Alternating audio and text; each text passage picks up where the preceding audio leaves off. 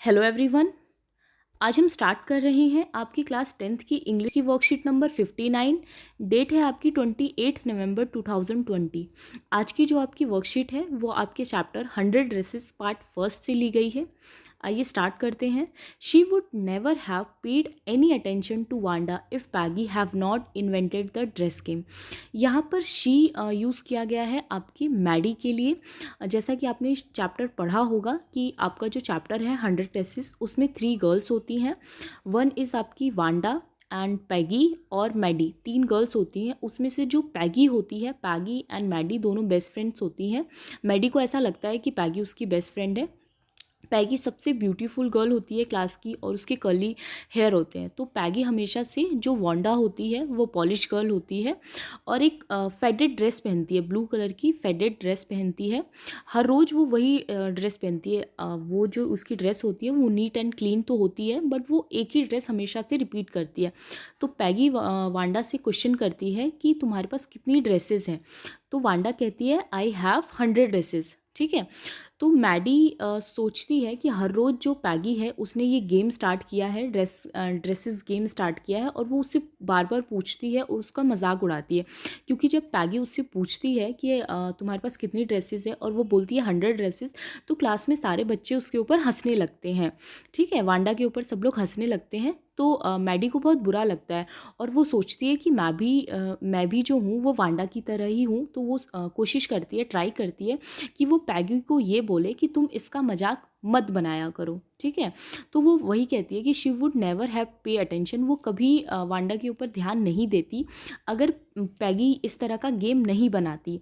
But suppose वो सोचती है कि Peggy and all the other started in on her next. She was not as poor as Wanda perhaps, but she was poor. Of course she would have more sense than to say she had 100 dresses. वो कहती है कि अगर मैंने ऐसा उसको बोला कि तुम उसका मजाक मत उड़ाया करो या कुछ भी, तो कहीं ऐसा ना हो कि मैं इन लोगों का नेक्स्ट टारगेट बन जाऊं, पैगी का और बाकी सारे लोगों का मैं नेक्स्ट टारगेट बन जाऊं, सब लोग मेरा मजाक उड़ाने लगे। क्योंकि मैं भी तो पुअर हूँ, मैं वांडा की तरह पुअर नहीं हूँ, बट पुअर तो मैं भी हूँ।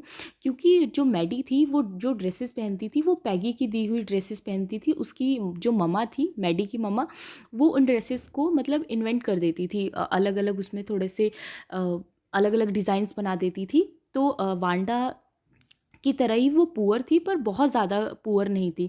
तो वो सोचती है कि मैं बहुत ज़्यादा पुअर नहीं हूँ। Of course she would have more sense. वो कहती है कि मेरे पास इतना तो दिमाग है, इतनी तो सेंस है कि मैं ये नहीं बोलूँगी कि मेरे पास 100 ड्रेसेस है। जैसे वांडा ने बोल दिया कि शी हैड 100 ड्रेसेस, बट वो पहनती वही ब्लू फेडेड ड्रेस थी। ठीक है। तो वो कहती है कि मेरे पास इतना माइंड है, मेरे पास इतना सेंस है कि मैं ये ना बोलूँ कि मेरे पास 100 ड्रेसेस। तो वो डरती है कहीं ना कहीं कि कहीं बाकी लोगों का, क्लास का और जो पैगी है उसका नेक्स्ट टारगेट मैं ना बन जाऊं। ओके।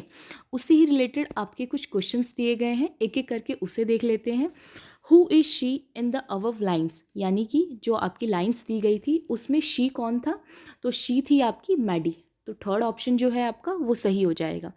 सेकेंड क्वेश्चन है आपका, which expression catch Maddie's emotion in the sentences but suppose Peggy and all other started in on her next. वो सोचती मतलब क्वेश्चन दिया गया है कि अगर मैडी का मजाक उड़ाया जाने लगा, वो सोचती है कि पैगी और क्लास के अदर्स जो स्टूडेंट थे कहीं मेरा ना मजाक उड़ाने लगे।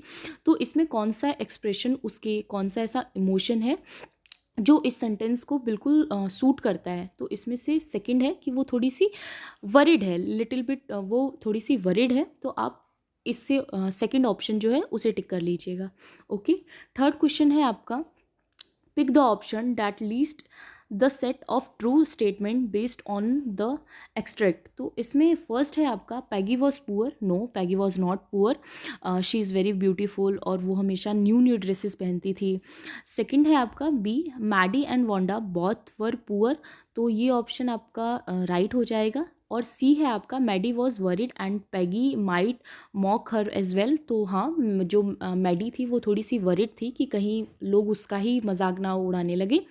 डी ऑप्शन है only Wanda is poor. No, सिर्फ वांडा पुअर नहीं थी, जो मैडी थी वो भी पुअर थी। तो इसमें जो आपका सेकंड है बी और सी दोनों ही करेक्ट है, तो हम बी और सी इसे टिक कर लेंगे, ठीक है।